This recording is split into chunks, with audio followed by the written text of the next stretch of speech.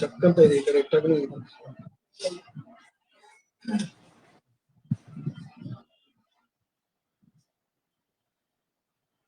Comrades ಹಾಗೂ ಸ್ನೇಹಿತರೆ, ಇವತ್ತು ನಮ್ಮ ಪಕ್ಷ socialist unity centre of India communist ವತಿಯಿಂದ ಒಂದು ಚರ್ಚೆ, ಬಹಳ ಮುಖ್ಯವಾದಂತ ಈ ಸಂದರ್ಭದಲ್ಲಿ ಚರ್ಚೆ ಆಗ್ತಾ ಇರತಕ್ಕಂತ ವಿದ್ಯಮಾನದ ಬಗ್ಗೆ ಇನ್ನು ಆಳವಾದಂತ ತಿಳುವಳಿಕೆ ಪಡ್ಕೊಳ್ಳೋದಕ್ಕೆ ನಾವೆಲ್ಲೋ ಇವತ್ತೊಂದು ಫೇಸ್ಬುಕ್ ನಲ್ಲಿ ಈ ಚರ್ಚೆನ ಹಾಕೊಂಡಿದೀವಿ. ಅದು ನಿಮ್ಗೆಲ್ಲ ಗೊತ್ತಿರೋ ತರಾನೇ ಬಿಹಾರ್ನಲ್ಲಿ ನಡೀತಾ ಇರತಕ್ಕಂತ ವಿಶೇಷ ತೀವ್ರ ಪರಿಷ್ಕರಣೆ, ಮತಪಟ್ಟಿಯ ಪರಿಷ್ಕರಣೆ ಏನ್ ನಡೀತಾ ಇದೆ, ಅದಕ್ಕೆ ಸಂಬಂಧಪಟ್ಟದ್ದು ನವೆಂಬರ್ ತಿಂಗಳಲ್ಲಿ ಪ್ರಾಯಶಃ ಬಿಹಾರ್ನಲ್ಲಿ ಚುನಾವಣೆಗಳು ಬರೋ ಸಾಧ್ಯತೆ ಇದೆ. ಅದರ ಹಿನ್ನೆಲೆಯಲ್ಲಿ ಬಿಹಾರ್ನಲ್ಲಿ ಚುನಾವಣಾ ಆಯೋಗವು ಈ ಮತ ಪರಿಷ್ಕರಣೆಯ ಕೆಲಸನ ಕೈಗೆತ್ತಿಕೊಂಡಿದೆ. ಈ 2025ನೇ ಇಸ್ವಿನಲ್ಲಿ ಈಗ ನಡೀತಾ ಇರತಕ್ಕಂತ, ಅಂದ್ರೆ ಜೂನ್ ತಿಂಗಳಲ್ಲಿ ಆರಂಭ ಆದಂತ ಈ ಮತ ಪರಿಷ್ಕರಣೆಯ ಈ ಒಂದು ಕಾರ್ಯಕ್ರಮ ಏನಿದೆ, ಅದು ಇಡೀ ಜನಸಂಖ್ಯೆಯಲ್ಲಿ ಇರ್ತಕ್ಕಂತ ಮತದಾರರನ್ನ ಪಟ್ಟಿ ಮಾಡಿ ಅವರ ಮೂಲವನ್ನೆಲ್ಲ ಶೋಧಿಸ್ಬಿಟ್ಟು ಒಂದು ಹೊಸ ಪಟ್ಟಿನ ತಯಾರಿಸುವಂತ ಪ್ರಕ್ರಿಯೆ ಆಗಿದೆ. ಹಿಂದಿನದಕ್ಕೂ ಇದಕ್ಕೂ ಇರ್ತಕ್ಕಂಥ ಮೂಲಭೂತ ವ್ಯತ್ಯಾಸ ಏನು ಅಂದ್ರೆ, ಈಗ 2003ನೇ ಇಸ್ವಿನಲ್ಲಿ ಜೂನ್ ತಿಂಗಳಿನಲ್ಲಿ 22 ವರ್ಷಗಳ ಹಿಂದೆ ಬಿಹಾರ್ನಲ್ಲಿ ಈ ತರ ಒಂದು ಮತಪಟ್ಟಿಯ ಪರಿಷ್ಕರಣೆ ಆಗಿತ್ತು. ಈಗ ಆಗ್ತಾ ಇರ್ತಕ್ಕಂಥ ವಿಶೇಷ ಏನು ಅಂತಂದ್ರೆ, ಪ್ರತಿಯೊಬ್ಬ ಮತದಾರ ಕೂಡ ತನ್ನ ಮತದಾನದ ಹಕ್ಕನ್ನ ಪಡ್ಕೋಬೇಕು ಅನ್ನೋದಾದ್ರೆ, ಆ ಪಟ್ಟಿನಲ್ಲಿ ಸೇರ್ಬೇಕಾದ್ರೆ ಕೆಲವು ದಾಖಲೆಗಳನ್ನ ಸಲ್ಲಿಸಬೇಕು ಅಂತ ಈಗ ಚುನಾವಣಾ ಆಯೋಗ ಒಂದು ನಿಬಂಧನೆ ಹಾಕಿದೆ. 11 ದಾಖಲೆಗಳ ಪಟ್ಟಿನ ಅದು ಪಟ್ಟಿ ಮಾಡಿ ಬಿಡುಗಡೆ ಮಾಡಿದೆ.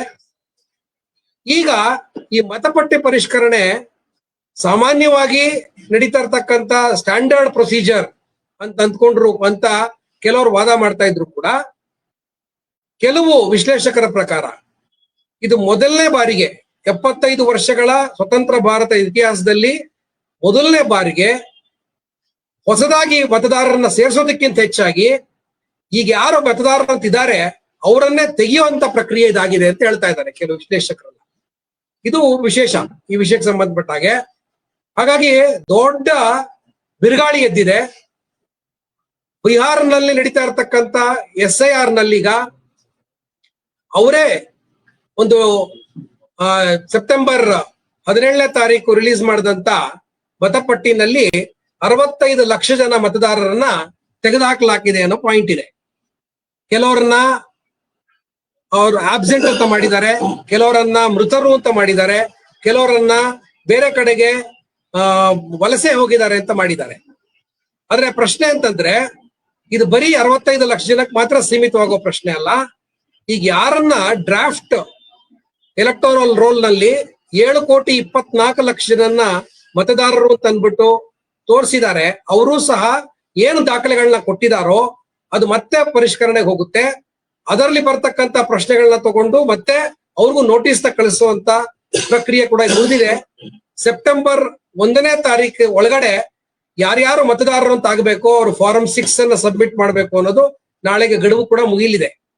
ಈಗ ಈ ಬಿಹಾರ್ನ SIR ಅದು ಯಾಕೆ ಪ್ರಶ್ನೆ ಆಗ್ತಾ ಇದೆ ಅಂತಂದ್ರೆ, ಒಂದು ಚುನಾವಣೆ ಮುಂಚೆ ಇಷ್ಟು ತ್ವರಿತವಾಗಿ ಜೂನ್ ತಿಂಗಳಲ್ಲಿ ಅನೌನ್ಸ್ ಮಾಡ್ತಾರೆ, ನಂತರ ಸೆಪ್ಟೆಂಬರ್ 30ಕ್ಕೆ ಫೈನಲ್ ಲಿಸ್ಟ್ ಅನೌನ್ಸ್ ಮಾಡ್ತೀವಿ ಅಂತ ಹೇಳ್ತಾ ಇದ್ದಾರೆ. ಇಷ್ಟು ತ್ವರಿತವಾಗಿ ಬಹಳ ವೇಗವಾಗಿ ಮಾಡ್ತಿರ್ತಕ್ಕದ್ದು ಬಹಳ ಮೂಲಭೂತ ಪ್ರಶ್ನೆ. ಜೊತೆಗೆ ಇತ್ತೀಚೆಗೆ ತಾನೇ ಬೆಂಗಳೂರಿನ ಕೇಂದ್ರ ಲೋಕಸಭಾ ಕ್ಷೇತ್ರದ ಮಹದೇವಪುರದಲ್ಲಿ ಬಂದಂತ ಪ್ರಶ್ನೆಗಳು ಯಾವುದು ರಾಜಕೀಯ ವಲಯದಲ್ಲಾಗ್ಲಿ ಸಾರ್ವಜನಿಕ ವಲಯದಲ್ಲಿ ಬಹಳ ತೀವ್ರವಾಗಿ ಚರ್ಚೆಗೊಳಗಾಗ್ತಾ ಇದೆ. ಅಂದ್ರೆ ನಕಲಿ ಮತದಾರರು ಅಥವಾ ಫೇಕ್ ಮತದಾರರು, ಇಂಥದ್ದೆಲ್ಲ ಏನ್ ಬಂದಿದೆ ಪ್ರಶ್ನೆಗಳು, ಇದಕ್ಕೂ ಎಲೆಕ್ಷನ್ ಕಮಿಷನ್ ಉತ್ತರ ಕೊಟ್ಟಿಲ್ಲ. ಹಾಗಾಗಿ ಈಗ ಬರ್ತಿರೋ ಪ್ರಶ್ನೆ ಏನು ಅಂತಂದ್ರೆ, ಬಿಹಾರ್ನಲ್ಲಿ ಆಗ್ತಿರ್ತಕ್ಕಂಥ SIR ಅದು ಬರೀ ಬಿಹಾರ್ಗೆ ಸೀಮಿತವಾಗುವಂತ ಪ್ರಕ್ರಿಯೆ ಅಲ್ಲ, ಅದು ಇಡೀ ದೇಶದಾದ್ಯಂತ ಮಾಡ್ಬೇಕು ಅನ್ನೋ ಒಂದು ಉದಾರ ಕೂಡ ಇದರಿಂದ ಇದೆ. ಸೊ ಜೊತೆಗೆ ಇದು ಸುತ್ತುವರೆದಂಗೆ ಜನಗಳಲ್ಲಿ ಆತಂಕ ಕೂಡ ಇದೆ. ಯಾಕೆಂದ್ರೆ ನಾವು ಕಳೆದ ಬಾರಿ ಪೌರತ್ವ ಕಾಯ್ದೆಗೆ ಸಂಬಂಧಪಟ್ಟಾಗೆ ಜನಗಳಲ್ಲಿ ಏನ್ ಪ್ರಶ್ನೆಗಳು ಮೂಡಿತ್ತು, ಅದ್ಯಾವುದೂ ಬಗೆಹರಿದಿಲ್ಲ. ಹಾಗಾಗಿ ಈಗ ಹೊಸದಾಗಿ ಸರ್ಕಾರ ಚುನಾವಣಾ ಆಯೋಗ ಬಂದು ಹೊಸ ಮತಪಟ್ಟಿನ ಸೃಷ್ಟಿ ಮಾಡಿದ್ರೆ ಅದು ಎಲ್ಲಿಗೆ ಹೋಗಿ ಮುಟ್ಟಬಹುದು? ಅದೇ ಹೊಸ ಇದು ಸಿಟಿಸನ್ಶಿಪ್ NRC ಆಗ್ತದ? ಈ ಪ್ರಶ್ನೆಗಳು ಇದೆ. ಸೊ ಹಾಗಾಗಿ ಇದಕ್ಕೆ ಸುತ್ತುವರೆದಂಗೆ ಯಾವ ತರ ಗೊಂದಲಗಳಿದೆ, ಏನು ಪ್ರಶ್ನೆಗಳಿದೆ, ಮತ್ತು ಜನರ ದೃಷ್ಟಿಕೋನದಿಂದ ಇದನ್ನ ನೋಡಿದಾಗ ಏನನ್ನ ಅರ್ಥ ಮಾಡ್ಕೋಬೇಕು, ಯಾವ್ಯಾವ ಶಕ್ತಿಗಳ ಕೆಲಸ ಮಾಡ್ತಾ ಇವೆ, ಇದ್ರ ಬಗ್ಗೆ ಚರ್ಚೆ ಮಾಡ್ಬೇಕು ಅಂತ ಸ್ನೇಹಿತರೆ ನಾವು ಇವತ್ತು ಸೇರಿದೀವಿ. ಇವತ್ತು ಈ ಚರ್ಚೆ ನಡೆಸ್ಕೊಡೋದಕ್ಕೆ ನಮ್ ಜೊತೆನಲ್ಲಿ SUCI ಕಮ್ಯುನಿಸ್ಟ್ ಪಕ್ಷದ ಪಾಲಿಟ್ ಬ್ಯೂರೋ ಸದಸ್ಯರಾದಂತ ಗೌರವಾನ್ವಿತ ಕಮ್ರೇಡ್ K. ರಾಧಾಕೃಷ್ಣರವರು ನಮ್ಮ ಜೊತೆನಲ್ಲಿದ್ದಾರೆ. ಅವರು ಈ ವಿಷಯದ ಬಗ್ಗೆ ವಿಶದವಾಗಿ ಎಲ್ಲ ಆಯಾಮಗಳಲ್ಲೂ ನಮ್ಮ ಮುಂದೆ ವಿಷಯನ ಮಂಡಿಸಲಿದ್ದಾರೆ. ಸೊ ಹಾಗಾಗಿ ಹಲವು ಪ್ರಶ್ನೆಗಳು ಏನು ಚರ್ಚೆಗೆ ಬರ್ತಾ ಇವೆ, ಅದ್ರ ಬಗ್ಗೆ ತಿಳುವಳಿಕೆಯನ್ನು ಮೂಡುತ್ತೆ, ಮತ್ತೆ ಮುಂದಿನ ಚರ್ಚೆಗಳಿಗೂ ಸಹ ಅದು ಸಹಾಯ ಆಗ್ಬೋದು. ಈಗಾಗಲೇ ಕರ್ನಾಟಕದಲ್ಲಿ ಕೂಡ SIR ನ ಮಾಡಬೇಕು ಅನ್ನೋ ದೃಷ್ಟಿಕೋನದಿಂದ ಆಲ್ರೆಡಿ ನಮ್ಮ BLOಗಳನ್ನ ತಯಾರಿ ಮಾಡ್ತಕ್ಕಂಥ ಪ್ರಕ್ರಿಯೆ ಜೂನ್ ತಿಂಗಳಿಂದ ಆರಂಭ ಆಗಿದೆ ಅನ್ನೋ ಒಂದು ವಿದ್ಯಮಾನ ಕೂಡ ಇದೆ. ಈಗಾಗಲೇ ಟೀಚರ್ಗಳನ್ನ ತಯಾರು ಮಾಡ್ತಾ ಇದ್ದಾರೆ. ಬಿಹಾರ್ನಲ್ಲಿ ಆದಂಗೇನೆ SIR ಮಾಡ್ಬೇಕು ಅಂತ ಆಗ್ಲೇ ನೋಟಿಸ್ಗಳು ಹೋಗಿದೆ. ಅವರ ತರಬೇತಿ ಕಾರ್ಯಾಗಾರಗಳು ಆರಂಭ ಆಗ್ತಾ ಇವೆ. ಸೊ ಹಾಗಾಗಿ ಮುಂದೆ ಕರ್ನಾಟಕದಲ್ಲಿ ಇದರ ಪರಿಣಾಮ ಏನಾಗ್ಬೋದು, ಇದನ್ನ ಹೆಂಗ್ ಅರ್ಥ ಮಾಡ್ಕೊಳ್ಬೇಕು, ಇದೆಲ್ಲವನ್ನ ನಾವು ಕಮಲ್ ರಾಧಾಕೃಷ್ಣ ಅವರನ್ನ ತಿಳ್ಕೊಳಕ್ ಪ್ರಯತ್ನ ಮಾಡೋಣ. ಹಾಗಾಗಿ ನಾನು ಅವ್ರನ್ನ ಇದಕ್ಕೆ ಸ್ವಾಗತಿಸ್ತಾ ಈ ಚರ್ಚೆನ ಮುಂದಕ್ಕೆ ತಗೊಂಡೋಗ್ಬೇಕು ಅಂತ ನಾನು ಕೇಳ್ಕೊಳ್ತಾ ಇದ್ದೀನಿ.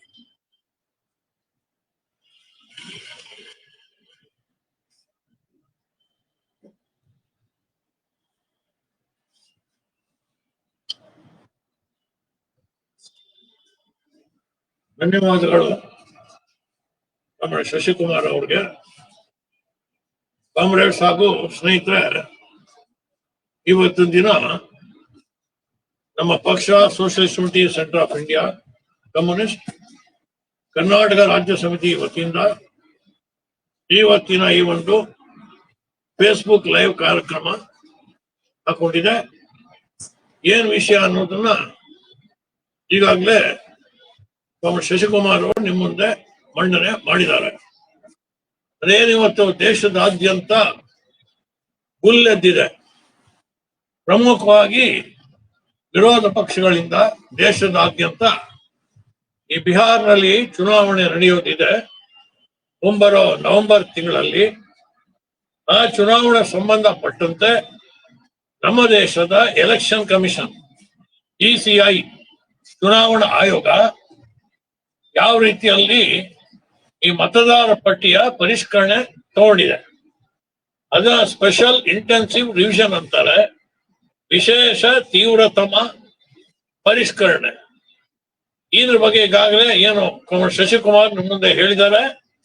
ಕಳೆದ ಜೂನ್ ತಿಂಗಳಿಂದ ತಗೊಂಡು ಸೆಪ್ಟೆಂಬರ್ 30ಕ್ಕೆ ಮುಗಿಯೋ ತರ ತೀವ್ರಗತಿನಲ್ಲಿ ಬಹಳ ವೇಗವಾಗಿ ಅವಸರದಲ್ಲಿ ಮತದಾರ ಪರಿಷ್ಕರಣೆ ಅಂತ ಕೈಗೆತ್ಕೊಂಡು ಮುಗಿಸೋದಕ್ಕೆ ಹೊರಟಿದ್ದಾರೆ. ಇದರಲ್ಲಿ ಈಗ ಅವರೇನು ಪರಿಷ್ಕರಣೆ ಆದ್ಮೇಲೆ ಪಟ್ಟಿಯನ್ನ ಬಿಡುಗಡೆ ಮಾಡಿದ್ದಾರೆ.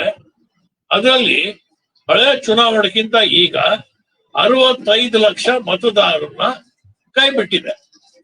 ಇದ್ರ ಬಗ್ಗೆ ದೇಶದಾದ್ಯಂತ ಸಾಕಷ್ಟು ಚರ್ಚೆ ನಡೀತಾ ಇದೆ. ಬರೀ ಅಷ್ಟೇ ಅಲ್ಲ, ವಿರೋಧ ಪಕ್ಷಗಳು ಕೂಡ ಅಥವಾ ಬೇರೆಯವರು ಕೂಡ ಇದ್ರ ಬಗ್ಗೆ ಪ್ರಶ್ನೆಗಳನ್ನ ಎತ್ತಿದ್ದಾರೆ. ಈ ಪಟ್ಟಿನಲ್ಲಿ ಎಷ್ಟೋ ಜನ ಬದುಕಿರೋರ್ನ ಸತ್ತಿದ್ದಾರೆ ಅಂತ ತೋರಿಸಿದ್ದಾರೆ.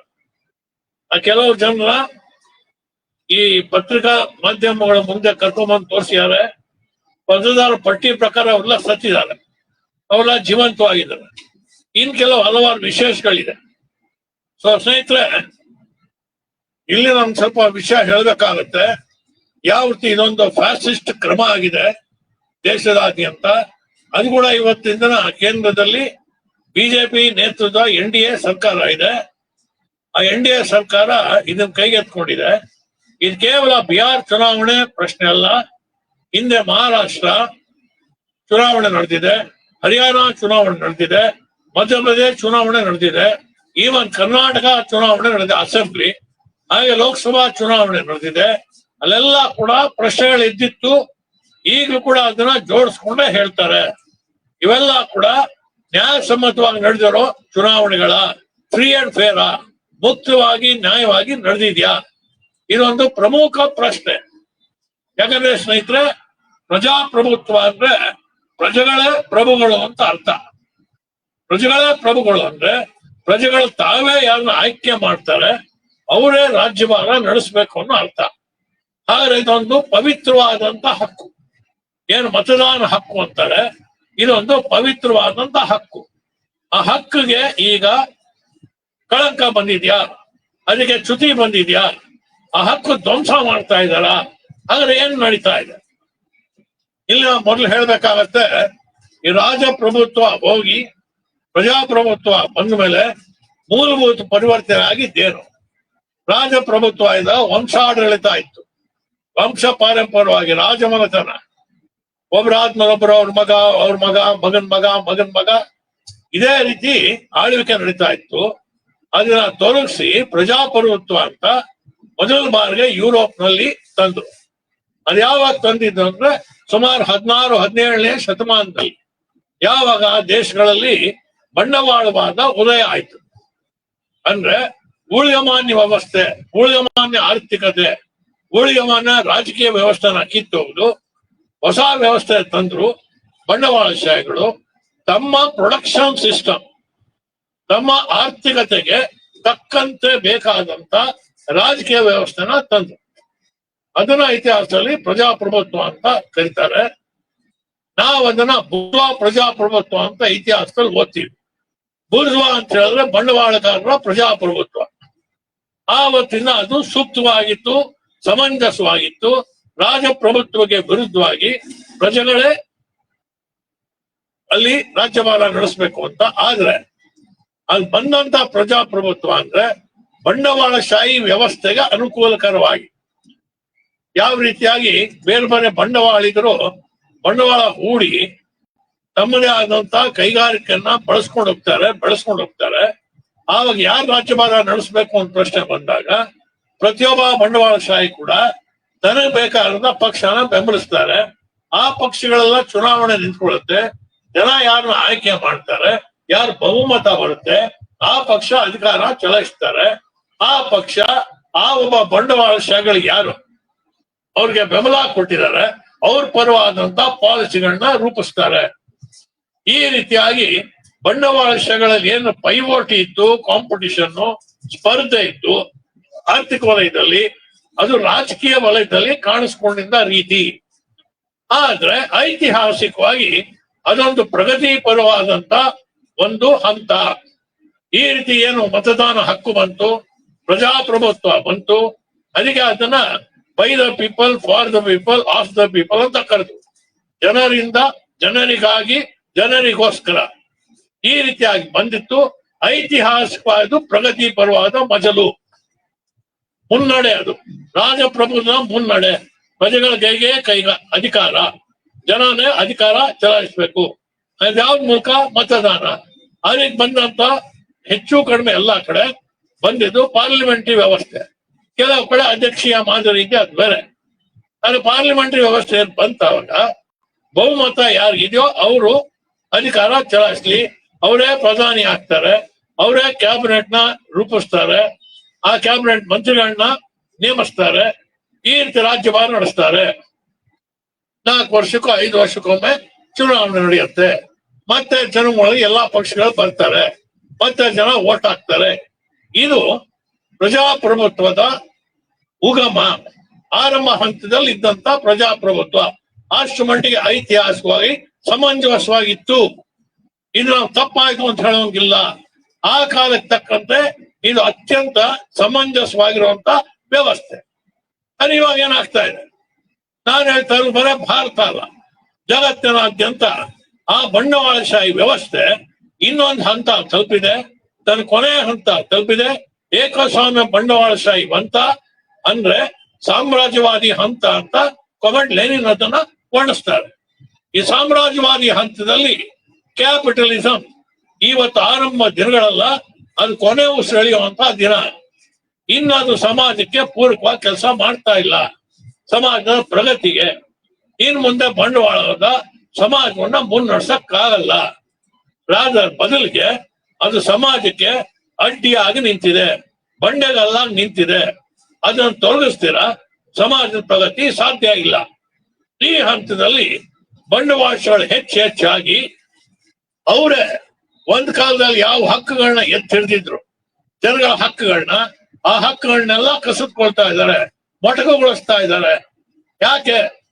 ಇದನ್ನ ನಮ್ಮ ಪಕ್ಷದ ಸಂಸ್ಥಾಪಕರು, ಈ ಯುಗದ ಅಪ್ರತಿಮ ಮಾರ್ಕ್ಸ್ವಾದಿ ಚಿಂತಕರಾದಂತ ಕಾಮ್ರೇಡ್ ಶಿವದಾಸ್ ಘೋಷ್ ಅವ್ರು ಹೇಳ್ತಾರೆ, ಒಂದಿನ ಅವರೇ ಬಂಡವಾಳಶಾಹಿಗಳೇ ಯಾವ ಹಕ್ಕುಗಳನ್ನ ಪ್ರತಿಪಾದನೆ ಮಾಡಿದ್ರು, ಯಾವ ಹಕ್ಕುಗಳನ್ನ ಹೋರಾಡಿದ್ರು, ಯಾವ ಹಕ್ಕುಗಳನ್ನ ಪ್ರತಿಷ್ಠಾಪನೆ ಮಾಡಿದ್ರು, ಆ ಹಕ್ಕುಗಳೀಗ ಬಂಡವಾಳಶಾಹಿಗಳಿಗೇನೆ ಮುಳುವಾಗಿದೆ.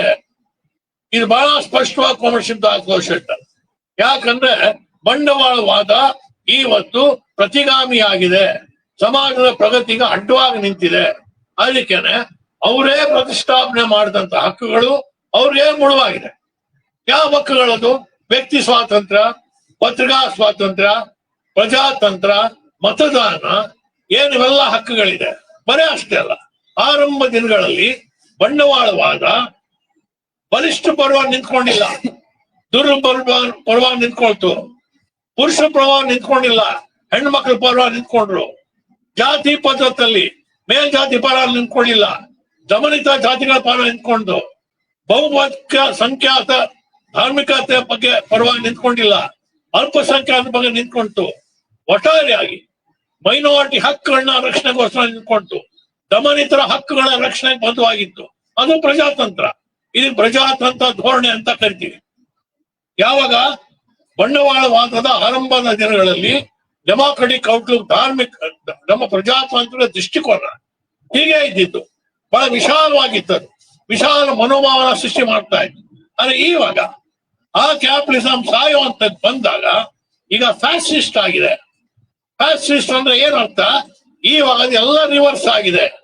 ಅದೇ ಕ್ಯಾಪಿಟಲಿಸಂ ಬಂಡವಾಳವಾದ ಇವತ್ತಿನ ದಿನ ದುರ್ಬಲರ ಪರವಾಗಿ ನಿಂತಿಲ್ಲ, ಸಬಲರ ಪರವಾಗಿ ನಿಂತಿದೆ, ಬಲಾಢ್ಯ ಪರವಾಗಿ ನಿಂತಿದೆ. ಅಥವಾ ಹೆಣ್ಣು ಮಕ್ಕಳ ಪರವಾಗಿ ನಿಂತಿಲ್ಲ, ಹೆಚ್ಚೆಚ್ಚು ಪುರುಷ ಪ್ರಧಾನಿ ಆಗ್ತಾ ಇದೆ. ದುರ್ಬಲ ಜಾತಿಗಳ ಪರವಾಗಿ ನಿಂತಿಲ್ಲ, ಮೇಲ್ಜಾತಿ ಪರವಾಗಿ ನಿಂತ್ಕೊಂತಾ ಇದೆ. ಅಲ್ಪಸಂಖ್ಯಾತರ ಪರ ನಿಂತಿಲ್ಲ, ಬಹುಸಂಖ್ಯಾತರ ಪರ ನಿಂತ್ಕೊಂತಾ ಇದೆ. ಯಾವುದು ಆರಂಭ ದಿನಗಳಲ್ಲಿ ಬಂಡವಾಳವಾದ ಯಾವ್ಯಾವ ನೀತಿಗಳನ್ನ, ಮೌಲ್ಯಗಳನ್ನ ಪ್ರತಿನಿಧಿಸ್ತಾ ಇದ್ರು, ಯಾವ ಮೌಲ್ಯಗಳನ್ನ ಸಪೋರ್ಟ್ ಮಾಡ್ತಾ ಇದ್ರು, ಉತ್ತೇಜನ ಕೊಡ್ತಾ ಇದ್ರು, ಇವತ್ತು ಆ ಮೌಲ್ಯಗಳನ್ನೇ ಅದು ದಮನಗೊಳಿಸ್ತಾ ಇದೆ. ಇವತ್ತಿನ ಅದು ಹೆಚ್ಚೆಚ್ಚು ದಮನಕಾರಿಯಾಗಿದೆ, ಹೆಚ್ಚೆಚ್ಚು ಪ್ರತಿಗಾಮಿಯಾಗಿದೆ. ಇದು ನಾವು ಗಮನಿಸಬೇಕಾಗಿದೆ. ಸೊ ಸ್ನೇಹಿತರೆ, ಇದೆಲ್ಲ ನೋಡ್ತೀವಿ ಇವತ್ತಿನ ಯಾವ ರೀತಿಯಾಗಿ ಇದೇ ಬಂಡವಾಳಶಾಹಿ ವ್ಯವಸ್ಥೆನಲ್ಲಿ ಕೇವಲ ಒಂದು ಇವತ್ತು ಬಿಜೆಪಿ ಮಾತ್ರ ಅಲ್ಲ, ಹಿಂದೆ ಕಾಂಗ್ರೆಸ್ ಆಳ್ವಿಕೆನೂ ನೋಡಿದ್ದೀವಿ. ಅದೇ ಎಮರ್ಜೆನ್ಸಿ ಪೀರಿಯಡ್ 1975 ಶ್ರೀಮತಿ ಇಂದಿರಾ ಗಾಂಧಿ ಅವರು ದೇಶದಲ್ಲಿ ತುರ್ತು ಪರಿಸ್ಥಿತಿಯನ್ನ ಹೇರಿದ್ರು. ಪತ್ರಿಕಾ ಸ್ವಾತಂತ್ರ್ಯ ಹರಣಗೊಳಿಸಿದ್ರು, ವ್ಯಕ್ತಿ ಸ್ವಾತಂತ್ರ್ಯ ಹರಣಗೊಳಿಸಿದ್ರು, ನ್ಯಾಚುರಲ್ ಜಸ್ಟಿಸ್ ಅದಕ್ಕೆ ಕಾಳಿಗೆ ತೋರಿಸಿದ್ರು, ಸಹಜ ನ್ಯಾಯ ಸಿಕ್ಕವ್ರನ್ನ ವಿಚಾರಣೆಗೂ ಒಳಪಡಿಸ್ತೀರಾ, ಮ್ಯಾಜಿಸ್ಟ್ರೇಟ್ ಮುಂದೆ ಹಾಜರು ಪಡಿಸ್ತೀರಾ, ಜೈಲ್ಗೆ ಹಾಕೋದು. ಎಂತೆಂತ ಕಾನೂನು, ಮೀಸಾ ಅಂತ ಕಾನೂನು ತಂದ್ರು, maintenance of internal security act ಅಂತ. ಫ್ಯಾಸಿಸ್ಟ್ ಆಳ್ವಿಕೆ. ಯಾಕೆ ಆವತ್ತಿನ ದಿನ? ಯಾಕಂದ್ರೆ ಜನಾಂದೋಲನ ಬೆಳೀತಾ ಇದೆ, ಅದನ್ನ ಹತ್ತಿಕ್ಕೋದಿಕ್ಕೆ ಅಂತೇಳಿ ಆವತ್ತಿನ ತುರ್ತು ಪರಿಸ್ಥಿತಿ ಹೇರಿದ್ದು ಕಾಂಗ್ರೆಸ್ ಸರ್ಕಾರ. ಇದು ನಾವು ಗಮನಿಸ್ತೀವಿ. ಅದೇ ರೀತಿಯಾಗಿ ಒಂದಲ್ಲ ಒಂದು ಹಕ್ಕುಗಳಿಗೆ ಹೋಗಿದೆ, ತುರ್ತು ಪರಿಸ್ಥಿತಿ ತೆಗೆದ್ರು. ಆದ್ರೆ ಆಮೇಲೂ ಕೂಡ ಅದೇ ಕಾಂಗ್ರೆಸ್ ಸರ್ಕಾರ ಅಥವಾ ಆನಂತರ ಬಂದಂತ ಬಿಜೆಪಿ ಸರ್ಕಾರ ಹಕ್ಕುಗಳನ್ನ ಮೊಟಕುಗೊಳಿಸೋದ್ರಲ್ಲಿ ಒಬ್ಬರಲ್ಲೂ ತಾವಿನ್ನು ನಾಮುಂದು ಅಂತ ಮುನ್ನುಗ್ತಾ ಇದ್ದಾರೆ. ಯಾಕೆ? ಇವತ್ತಿನ ಮೊನೊಪಲಿ ಹೌಸಸ್, ಕಾರ್ಪೊರೇಟ್ ಮನೆತನ, ಅವ್ರಿಗೆ ಪಾದ ಪೂಜೆ ಮಾಡೋದ್ರಲ್ಲಿ ಈ ಪಕ್ಷಗಳು ತಾಮುಂದು ನಾಮುಂದು ಅಂತ ಬರ್ತಾ ಇದ್ದಾರೆ. ಯಾರು ಹೆಚ್ಚು ಚೆನ್ನಾಗಿ ಮನವೊಲಿಸ್ತಾರೆ, ಕಾರ್ಪೊರೇಟ್ ಮನೆತನಗಳದ್ದು, ಬಂಡವಾಳಶಾಹಿಗಳದ್ದು, ಏಕಸ್ವಾಮ್ಯಾಧಿಪತಿಗಳದ್ದು, ಅವ್ರಿಗೆ ಇಡೀ ಪ್ರೋತ್ಸಾಹ ಕಾರ್ಪೊರೇಟ್ ಮಂತ್ರಿಗಳ ಪ್ರೋತ್ಸಾಹ ಸಿಗುತ್ತೆ. ಆವಾಗ ಅಧಿಕಾರದ ಲಾಭ ಗಳಿಸ್ಬೋದು. ಅದಕ್ಕೆ ತಾಮುಂದು ನಾಮುಂದು ಅಂತ ಬರ್ತಾ ಇದ್ದಾರೆ.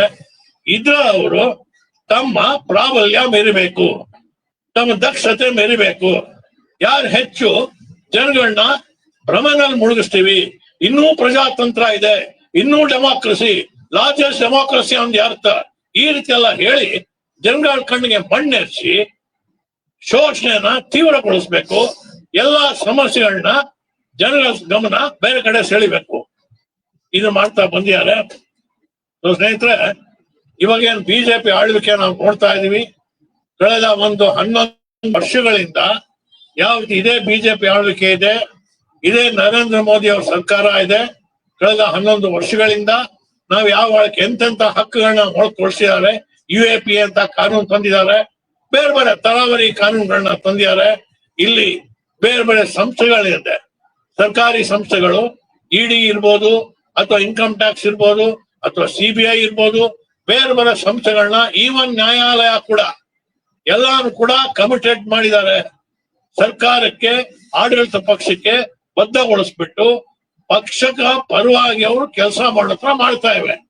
ಎಲ್ಲ ಸಾಂವಿಧಾನಿಕ ಸಂಸ್ಥೆಗಳು ಕೂಡ ಇವತ್ತಿನ ಆಡಳಿತ ಬಗ್ಗೆ ಹೆಚ್ಚು ಕಡಿಮೆ 100% ನಾನು ಹೇಳಲ್ಲ, ಅದೇ ಹೆಚ್ಚು ಕಡಿಮೆ ಆಡಳಿತ ಪಕ್ಷಕ್ಕೆ ಬದ್ಧವಾಗಿರೋ ತರ, ಅದಕ್ಕೆ ಅನುಗುಣವಾಗಿ ಕೆಲಸ ಮಾಡೋ ತರ, ಕೆಲವು ಕಾರ್ಪೊರೇಟ್ ಮನೆತನಗಳ ಪರವಾಗಿ ಈ ವ್ಯವಸ್ಥೆ ಕೆಲಸ ಮಾಡೋ ತರ ಇವತ್ತು ರೂಪಿಸಿರುವಂತ ಕೀರ್ತಿ ಇವತ್ತಿನ ಬಿಜೆಪಿ ನೇತೃತ್ವ NDA ಸರ್ಕಾರಕ್ಕೆ ಸಲ್ಲಬೇಕಾಗುತ್ತೆ. ಸ್ನೇಹಿತರೆ, ಇದೇ ಕತ್ತಿನಲ್ಲಿ ಇವಾಗ ಈ ಬಿಹಾರ್ನಲ್ಲಿ ಚುನಾವಣೆ ಏನ್ ನಡೆಯುತ್ತೆ ನವೆಂಬರ್ನಲ್ಲಿ, ಆ ಚುನಾವಣೆಗೆ ಪೂರ್ವಭಾವಿಯಾಗಿ ನಮ್ಮ ದೇಶದಲ್ಲಿರುವಂತ ಎಲೆಕ್ಷನ್ ಕಮಿಷನ್ ಆಫ್ ಇಂಡಿಯಾ, ಅದು ನಾವು ಗಮನಿಸಬೇಕಾಗಿದೆ. ಕೆಲವರು ಪ್ರಶ್ನೆ ಕೇಳ್ತಾರೆ, 2003 ಕೂಡ SIR ನಡೆದಿದೆ, ಈಗಲೂ SIR ನಡೀತಾ ಇದೆ, ನೀವು ಆವತ್ತಿನ ಅಬ್ಜೆಕ್ಟ್ ಮಾಡಿದ್ರ, ಇವತ್ತು ಯಾಕೆ ಅದ್ರ ಬಗ್ಗೆ ಆಕ್ಷೇಪಣೆ ತೆಗಿತೀರಾ? ಸ್ನೇಹಿತರೆ, 2003 ಇದ್ದಂತ ಎಲೆಕ್ಷನ್ ಕಮಿಷನ್ ಸ್ವಭಾವ ಬೇರೆ, ಇವಾಗ ಎಲೆಕ್ಷನ್ ಕಮಿಷನ್ ಸ್ವಭಾವ ಬೇರೆ. ಹಿಂದೆ ಎಲೆಕ್ಷನ್ ಕಮಿಷನ್ ಅಪಾಯಿಂಟ್ ಮಾಡೋದಿಕ್ಕೆ ಒಂದು 3 ಸದಸ್ಯರ ಒಂದು ಸಮಿತಿ ಇತ್ತು. ಅದ್ರಲ್ಲಿ ಪ್ರಧಾನಿ ಇದ್ರು, ವಿರೋಧ ಪಕ್ಷ ನಾಯಕ ಇದ್ರು, ಆಮೇಲೆ ಸುಪ್ರೀಂ ಕೋರ್ಟ್ ಮುಖ್ಯ ನ್ಯಾಯಾಧೀಶ ಆಯ್ತು. ಈ 3 ಜನ ಸೇರಿ ಮಾಡಿದಂತ ಒಂದು ಕಮಿಟಿ, ಆ ಕಮಿಟಿ ಚುನಾವಣಾ ಆಯೋಗನ ನೇಮಕ ಮಾಡ್ತಾ ಇತ್ತು. ಇವಾಗ ಕೇಂದ್ರ ಬಿಜೆಪಿ ಸರ್ಕಾರ ಇದನ್ನ ತೆಗೆದುಹಾಕ್ಬಿಟ್ಟು 3 ಏನ್ ಮಾಡಿದ್ದಾರೆ, ಈಗ ಪ್ರೈಮ್ ಮಿನಿಸ್ಟರ್ ಪ್ರಧಾನಿ ಒಬ್ರು, ಎರಡನೇದಾಗಿ ಅವರು ಕ್ಯಾಬಿನೆಟ್ ನಲ್ಲಿರುವಂತ ಇನ್ನೊಬ್ಬ ಮಂತ್ರಿ, 3ನೇದು ವಿರೋಧ ಪಕ್ಷದ ನಾಯಕ. ಈ 3 ಸದಸ್ಯರ ಒಂದು ಕಮಿಟಿ ಅಂತ ಮಾಡಿದ್ದಾರೆ. ಈ 3 ಜನ ಸೇರ್ ಮಾಡಿದ್ರೆ ಆಡಳಿತ ಪಕ್ಷದ 2 ಇದ್ದಾರೆ, ಅವರೇ ಮೆಜಾರಿಟಿ, ಅವರೇನ್ ತೀರ್ಮಾನ ಮಾಡ್ತಾರೆ ಅಂತವ್ರೆ ಇವಾಗ ಅಲ್ಲಿ ಎಲೆಕ್ಷನ್ ಕಮಿಷನ್ ಆಗಿ ಬರ್ತಾರೆ. ಅದೇ ನಡೀತಾ ಇರೋದು ಈಗ. ಅವ್ರು ಯಾರು ಬರ್ತಾರೆ, ಅದಕ್ಕೆ ಪೇಪರ್ಸ್ ಅಲ್ಲಿ ಬರಿತಾ ಇದ್ದಾರೆ, ಹೌದಪ್ಪಗಳ ಆಯೋಗ, yes men of the government. ಯಾರು ಅವ್ರಿಗೆ ಹೋಗ್ತಾರೋ ಮಾಡ್ತಾರೋ ಬಾಗ್ತಾರೋ ಅವ್ರು ಬರ್ತಾರೆ. ಈಗ ಅವರೇ ಚುನಾವಣಾ ಆಯೋಗ.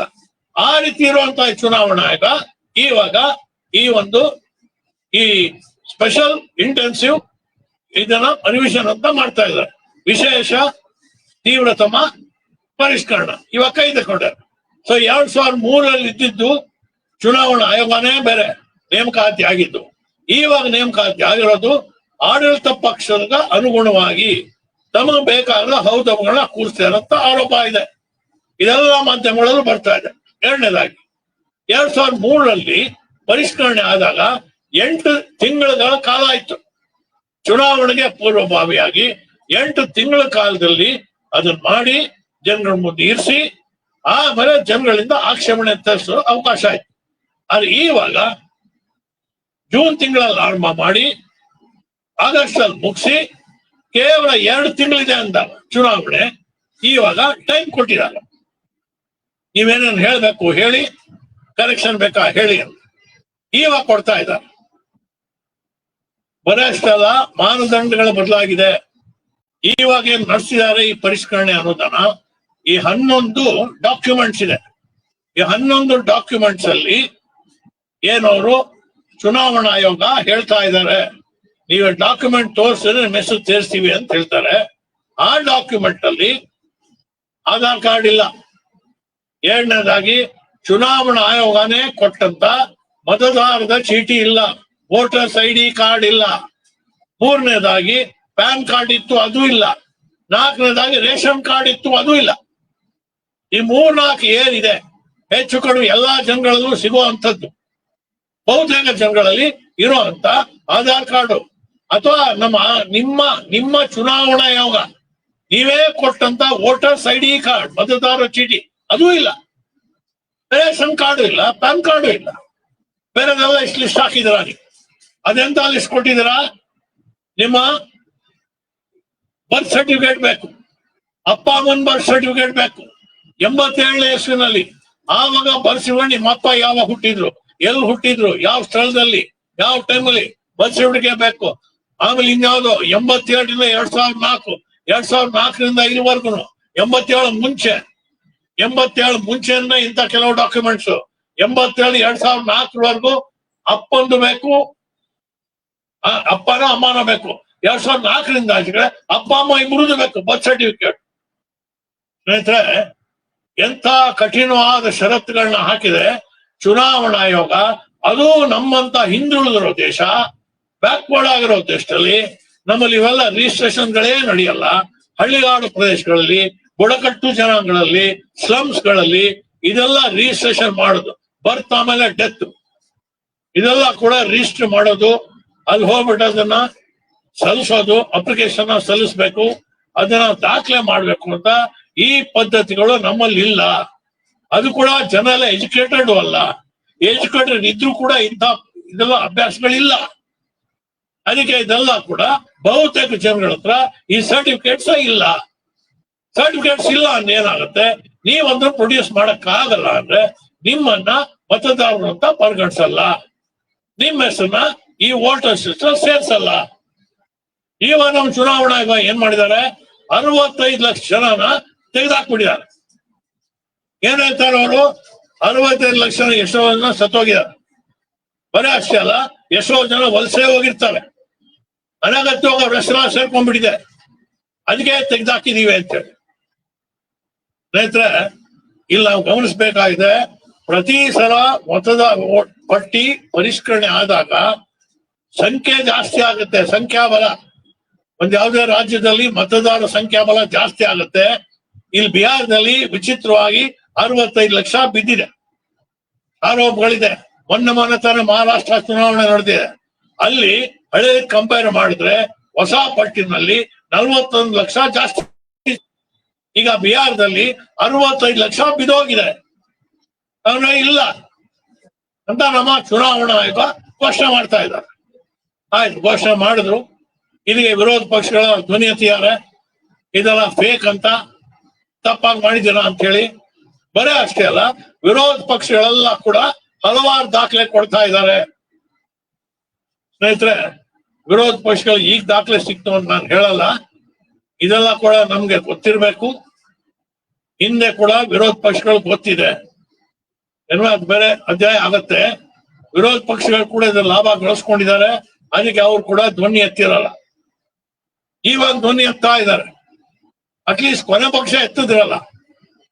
ಪಾಯಿಂಟ್ ಅಂದ್ರೆ ಮೊನ್ನೆ ತಾನೇ ವಿರೋಧ ಪಕ್ಷ ನಾಯಕ ಇಲ್ಲಿ ಬೆಂಗಳೂರಲ್ಲಿ ಕಳೆದ ಲೋಕಸಭಾ ಚುನಾವಣೆಯಲ್ಲಿ, ಬೆಂಗಳೂರು ಗ್ರಾಮೀಣ ಕ್ಷೇತ್ರ ಅಲ್ಲಿ ನಡೆದಂತ ಚುನಾವಣೆಯಲ್ಲಿ ಈ ಮಹದೇವಪುರ ಕ್ಷೇತ್ರ, ಆ ಒಂದು ಕ್ಷೇತ್ರದಲ್ಲಿ ಈ ಮತದಾರ ಸಂಖ್ಯೆ 1 ಲಕ್ಷ ಏರಿಕೆ ಆಗಿದೆ ಅಂತ ತೋರಿಸಿದ್ದಾರೆ. ಕೇವಲ ಒಂದು ಚುನಾವಣೆ, ಇನ್ನು ಅಸೆಂಬ್ಲಿಯಿಂದ ಲೋಕಸಭಾ ಚುನಾವಣೆ, ಅದ್ರ ಒಳಗಡೆ ಒಂದೇ ಒಂದು ಅಸೆಂಬ್ಲಿ ಕ್ಷೇತ್ರದಲ್ಲಿ 1 ಲಕ್ಷ ಮತದಾರ ಸಂಖ್ಯೆ ಜಾಸ್ತಿ ಆಗಿದೆ.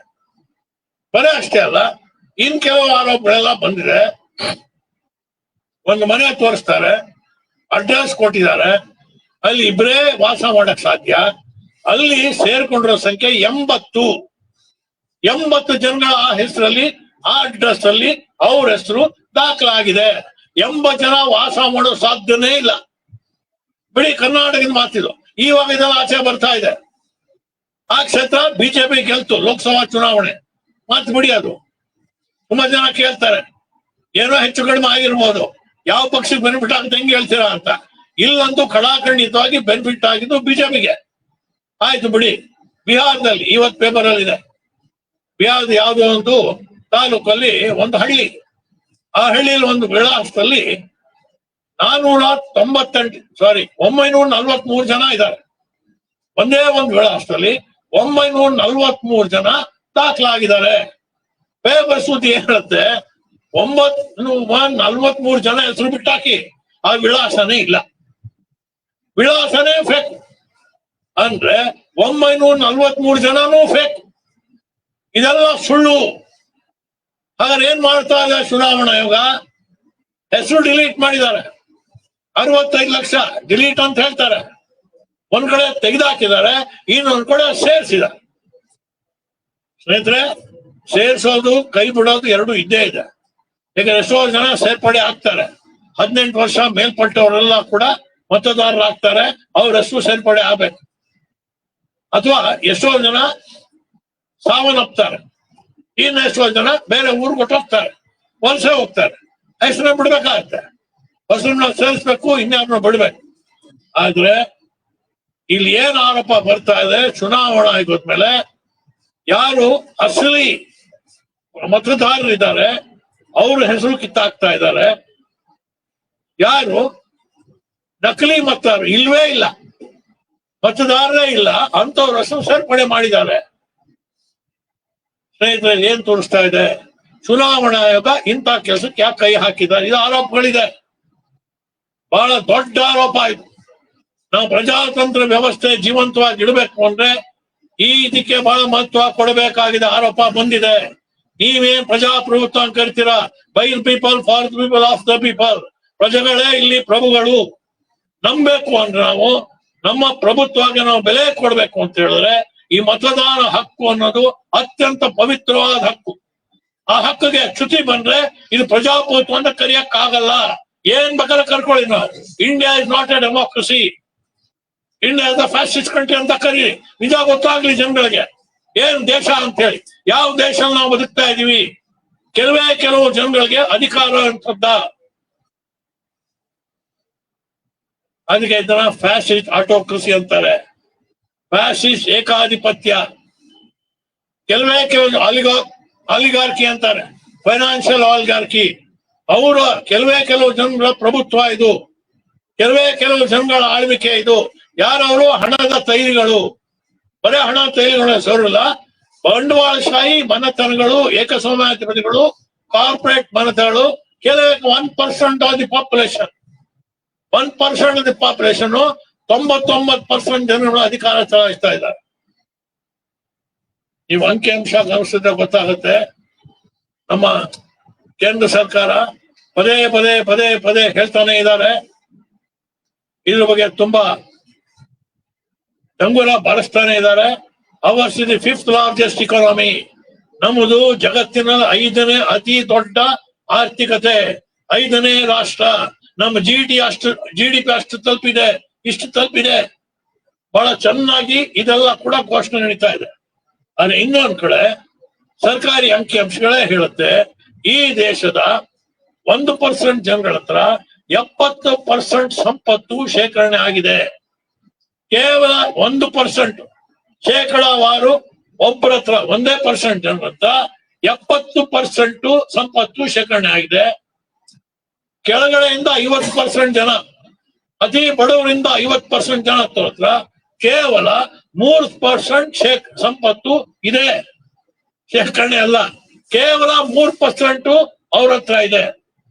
ಏನ್ ತೋರಿಸುತ್ತಿದ್ದು? ಕೇಂದ್ರೀಕರಣ, ಆರ್ಥಿಕತೆಯ ಕೇಂದ್ರೀಕರಣ, ಬಂಡವಾಳದ ಕೇಂದ್ರೀಕರಣ, ಸಂಪತ್ತಿನ ಕೇಂದ್ರೀಕರಣ. ಅಂದ್ರೆ ಕೆಲವು ಜನರ ಎಲ್ಲ ಶೇಖರಣೆ ಆಗಿ ಉಳಿದವರೆಲ್ಲ ದೋಚ್ಬಿಟ್ಟಿದ್ದಾರೆ. ಬಹುಪಾಲು ಜನ ಕೂಡ ನಿರ್ಗತಿಕರಾಗಿ ಕೆಲವು ಜನಗಳ ಹತ್ರ ಆರ್ಥಿಕತೆ ಕೇಂದ್ರೀಕರಣ ಆಗ್ತಾ ಇದೆ. ಅದಕ್ಕನುಗುಣವಾಗಿ ರಾಜಕೀಯದ ಕೇಂದ್ರೀಕರಣ, ರಾಜಕೀಯ ಅಧಿಕಾರ ಅದು ಕೂಡ ಕೆಲವೇ ಜನರ ಕೇಂದ್ರೀಕರಣ ಆಗ್ತಾ ಇದೆ. ಅಲ್ಪಸಂಖ್ಯಾತರ ಹತ್ರ ಇದೊಂದು ಮೈನಾರಿಟಿ ಆಳ್ವಿಕೆ ಆಗ್ತಾ ಇದೆ. ಪ್ರಜಾಪ್ರಭುತ್ವ ಅಲ್ಲ, ಇದು ಏಕಸ್ವಾಮ್ಯಾಧಿ ಪ್ರಭುತ್ವ. ಸ್ನೇಹಿತರೆ, ಒಟ್ಟಾರೆಯಾಗಿ ಈ ಬಿಹಾರಲ್ಲಿ ಏನೇನು ಈ ಅಂಕಿ ಅಂಶಗಳ ಹೊರಗಡೆ ಬಂದಿದೆ, ಏನೇನು ಇಲ್ಲಿ ಸತ್ಯ ಆಚೆಗಡೆ ಬರ್ತಾ ಇದೆ, ಇದೇನ್ ಮಾಡಿದಾರೆ ಅವರು, ಈ ಇಂಟೆನ್ಸಿವ್ ರಿವಿಷನ್ ಅಂತ ತೀವ್ರತಮವಾದಂತ ಪರಿಷ್ಕರಣೆ ಅಂತ ಮಾಡಿದ್ದಾರೆ. ಇದಿಷ್ಟೆಲ್ಲಾ ವಿಷಯಗಳನ್ನ ಹೊರಗಡೆ. ಇದು ಕೂಡ ಫುಲ್ಲು ಸತ್ಯ ಅಲ್ಲ, ಅಲ್ಪ ಸತ್ಯ. ಇವಾಗ ಏನಾಗಿದೆ, ಕೆಲವರು ಕೋರ್ಟ್ಗೆ ಹೋದ್ರು, ಸುಪ್ರೀಂ ಕೋರ್ಟ್ಗೆ ಹೋದ್ರು, ಈ ಪರಿಷ್ಕರಣೆ ನ್ಯಾಯವಾಗಿ ನಡೆದಿಲ್ಲ, ಇದು ನಮ್ಮ ಮತದಾರ ಹಕ್ಕಿಗೆ ಇದು ಧಕ್ಕೆ ತರುತ್ತೆ, ಅದಕ್ಕೆ ಸರಿಪಡಿಸ್ಬೇಕು, 65 ಲಕ್ಷನ ಕಿತ್ತಾಕಿದ್ದಾರೆ, ಇದು ಅನ್ಯಾಯ. ಆಮೇಲೆ ಆಯೋಗ ಏನ್ ಮಾಡ್ತಾ ಇದೆ, ಆಧಾರ್ ಕಾರ್ಡು ಆಧಾರ ಅಲ್ಲ, ಐಡಿ ವೋಟರ್ಸ್ ಐಡಿ ಆಧಾರ ಅಲ್ಲ, ರೇಷನ್ ಕಾರ್ಡ್ ಆಧಾರ ಅಲ್ಲ, ಪ್ಯಾನ್ ಕಾರ್ಡ್ ಆಧಾರ ಅಲ್ಲ, ಬಹುಪಾಲು ಜನರ ಇರೋದು ಯಾವ್ದು ಆಧಾರ ಅಲ್ಲ ಅಂದ್ಮೇಲೆ ಬೇರೆದೆಲ್ಲ ಕೂಡ ಏನು ಡಾಕ್ಯುಮೆಂಟ್ ಸಿಗಲ್ಲ, ಅವುಗಳನ್ನ ಮಾತ್ರ ಹೇಳಿದ್ದಾರೆ. ಕೊನೆಗೆ ಸುಪ್ರೀಂ ಕೋರ್ಟ್ ಏನು ಆರ್ಡರ್ ಮಾಡಿದ್ದಾರೆ, ಸುಪ್ರೀಂ ಕೋರ್ಟ್ ಹೇಳ್ತಾರೆ ಆಧಾರ್ನ ಪರಿಗಣಿಸಿ. ಈಗ ಸುಪ್ರೀಂ ಕೋರ್ಟ್ ಈ ರೀತಿ ಮಧ್ಯಂತರವಾಗಿ ಒಂದು ನಿರ್ದೇಶನ ಕೊಟ್ಟಿದೆ. ಯಾರಿಗೆ? ಚುನಾವಣಾ ಆಯೋಗಕ್ಕೆ. ಚುನಾವಣಾ ಆಯೋಗ ಏನ್ ಮಾಡಿದೆ, ಇನ್ನು ಇದನ್ನ ಒಪ್ಕೊಂಡಿಲ್ಲ, ಇದನ್ನ ಮಾಡಿಲ್ಲ. ಈಗಾಗಲೇ ಟೈಮು ಪಾಸ್ ಆಗ್ತಾ ಇದೆ ಚುನಾವಣೆಗೆ, ಇನ್ ಬಹಳ ದಿನ ಇಲ್ಲ, ಟೈಮ್ ಇಲ್ಲ. ಎರಡನೇ ಸುಪ್ರೀಂ ಕೋರ್ಟ್ ಹೇಳಿದ್ರು 65 ಲಕ್ಷ ಎತ್ತಾಕಿದಿರಲ್ಲ ನೀವು, ಜನಗಳನ್ನ ಡಿಲೀಟ್ ಮಾಡಿದಿರಲ್ಲ, ಆ ಹೆಸರುಗಳನ್ನ ಪ್ರಕಟಣೆ ಮಾಡಿ. ಕೇವಲ ಹೆಸರು ಪ್ರಕಟಣೆ ಅಲ್ಲ, ಯಾವ ಕಾರಣಕ್ಕೆ ಅವ್ರನ್ನ ತೆಗೆದುಹಾಕಿದಾರ ಪ್ರಕಟಣೆ ಮಾಡಿ ಅಂತ ಸುಪ್ರೀಂ ಕೋರ್ಟ್ ಆದೇಶ ಕೊಟ್ಟಿದೆ. ಚುನಾವಣಾ ಆಯೋಗ ಏನ್ ಮಾಡಿದೆ, ಚುನಾವಣಾ ಆಯೋಗ ಹೌದು ಸ್ವಾಮಿ ಮಾಡ್ತೀವಿ ಅಂತೇಳಿ ಆ ಡಿಜಿಟಲ್ ಕಾಪಿನ ಕೊಡ್ತಾ ಇಲ್ಲ, ಅವ್ರು ಅದನ್ನ PDF ಮಾಡಿ ಪ್ರಿಂಟ್ ಕಾಪಿ ತಗೊಳ್ಳಿ ಅಂತ ಬೂತ್ ವೈಸ್ ನ ಪ್ರಕಟಣೆ ಮಾಡಿ ಯಾರು ಬೇಕು ತಗೊಳ್ಳಿ ಅಂತ ಕೊಟ್ಟಿದ್ದಾರೆ. ಸಾಮಾನ್ಯ ಜ್ಞಾನ ಇರೋರು ಗೊತ್ತಾಗತ್ತೆ, ಡಿಜಿಟಲ್ ಕಾಪಿ ಸಿಕ್ಕಿಲ್ಲ ಅಂದ್ರೆ ಇದೆಲ್ಲ ಕೂಡ ಒಂದ್ ರೀತಿಯ ಸ್ಕ್ರೀನ್ ಮಾಡಿ ಯಾವ್ದು ಹೆಚ್ಚು ಕಡಿಮೆ ಆಗಿದೆ ನೋಡಿ ಅದ್ರ ಬಗ್ಗೆ ಕ್ರಮ ತಗೊಳ್ಳೋದಕ್ಕೆ ಕಾಲಾವಕಾಶ ಸಿಗಲ್ಲ. ಅದಕ್ಕೆ ಏನ್ ಹೇಳ್ತಾರೆ ಎಲೆಕ್ಷನ್ ಕಮಿಷನ್, ಚುನಾವಣಾ ಆಯೋಗ ಹೇಳ್ತಾರೆ ಡಿಜಿಟಲ್ ಕಾಪಿ ಕೊಡೋದಿಕ್ಕೆ ನಮ್ಮ ಹತ್ರ ತುಂಬಾ ಸ್ಪೇಸ್ ಬೇಕಾಗುತ್ತೆ, ಅಲ್ಲಿ ಸಾವಿರಾರು ಕೋಟಿ ರೂಪಾಯಿ ಖರ್ಚಾಗುತ್ತೆ, ಅದಕ್ಕೆ ನಾವು ಮಾಡಕ್ಕಾಗಲ್ಲ. ಇದು ಯಾರನ್ನ ನಂಬ್ಸಕ್ ಹೋಗಿದ್ದಾರೆ, ಈ ಚುನಾವಣಾ ಆಯೋಗ ಡಿಜಿಟಲ್ ಕಾಪಿ ಕೊಡಕ್ಕಾಗಲ್ಲ ಅಂತ ಹೇಳಿ ಇಷ್ಟು ಮಾಡ್ತಾ ಇದ್ರಲ್ಲ, ಅವ್ರು ಯಾರನ್ನ ಮೆಚ್ಚಕ್ ಹೋಗಿದ್ದಾರೆ?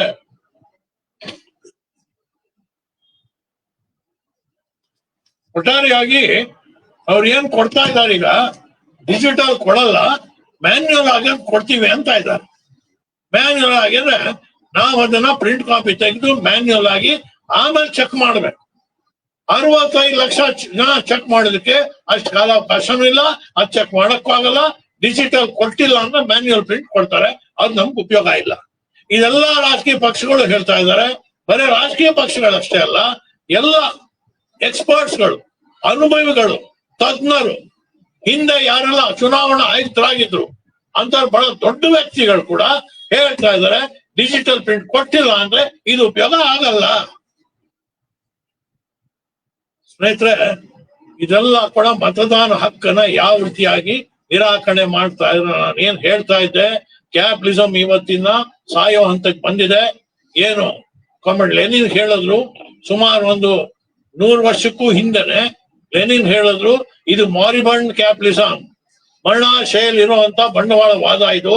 ಈಗರು ತಾವೇ ಒಂದ್ ಕಾಲ ಎತ್ತಿಡಿದಂತ ಈಕ್ವಾಲಿಟಿ, ಲಿಬರ್ಟಿ, ಫ್ರೆಟರ್ನಿಟಿ, ಸಮಾನತೆ, ಸೋದರತೆ, ಭ್ರಾತೃತ್ವ ಅಂತ ಏನು ಅವ್ರು ಹೇಳಿದ್ರು, ಅದೇ ಕ್ಯಾಪಿಟಲಿಸ್ಟ್ಗಳು. ಆ ಕ್ಯಾಪಿಟಲಿಸ್ಟ್ಗಳ ಆರಂಭದಲ್ಲಿ ಏನ್ ಎತ್ತಿಡಿದ್ರು, ಯಾವ ಬಾವುಟ ಎತ್ತಿಡಿದ್ರು, ಅದೇ ಕ್ಯಾಪಿಟಲಿಸ್ಟ್ಗಳಿಗೆ ಇವತ್ತು ಅದೇ ಹಕ್ಕುಗಳು. ಅದೇ ಕ್ಯಾಪಿಟಲಿಸ್ಟ್ ಅಲ್ಲ, ಅವರು ಇವತ್ತಿನ ಯಾರು ಬಂದ್ಯಾರ ಅವ್ರ ಸಂತತಿಗಳು, ಮೊನೋಪಲಿಗಳು, ಅವ್ರಿಗೆ ಹಕ್ಕುಗಳು ಅವ್ರಿಗೆ ಧಕ್ಕೆ ಆಗ್ತಾ ಇದೆ. ಅವರೇ ಎತ್ತಿಡಿದ ಹಕ್ಕುಗಳನ್ನ ಅವರೇ ಮುಗಿಸ್ತಾ ಇದ್ದಾರೆ, ಡೆಮೋಕ್ರಸಿನ ಮುಗಿಸ್ತಾ ಇದ್ದಾರೆ. ಇವತ್ತಿನ ಕಾಲಕ್ಕೆ ನಡೀತಾ ವಿದ್ಯಮಾನ. ಅದಕ್ಕೆ ಈ ಮತದಾನ ಕೂಡ ಅವ್ರಿಗೆ ಒಂದು ಶಾಪ ಆಗಿದೆ.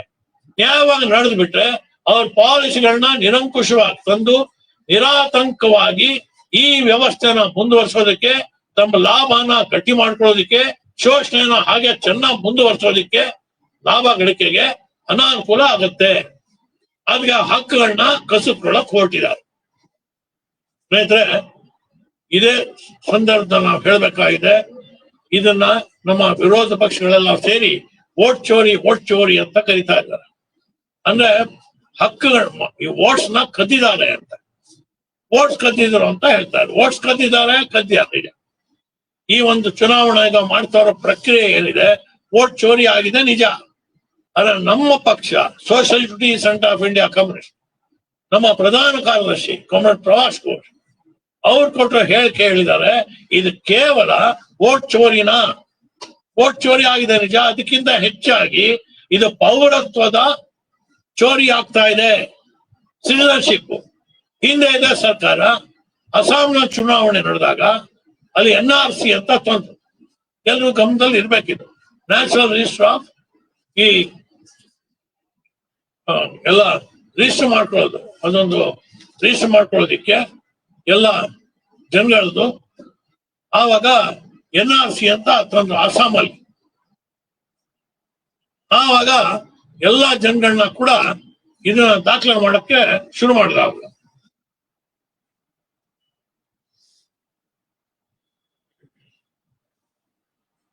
ಇದು ಚುನಾವಣಾ ಆಯೋಗ ಮಾಡಿದ್ದು ಸುಮಾರು ಅಸ್ಸಾಂ ಚುನಾವಣೆ ಟೈಮಲ್ಲಿ ನ್ಯಾಷನಲ್ ರಿಜಿಸ್ಟರ್ ಆಫ್ ಸಿಟಿಜನ್ಸ್ ಅಂತ ಮಾಡಿದ್ರು ಅವರು.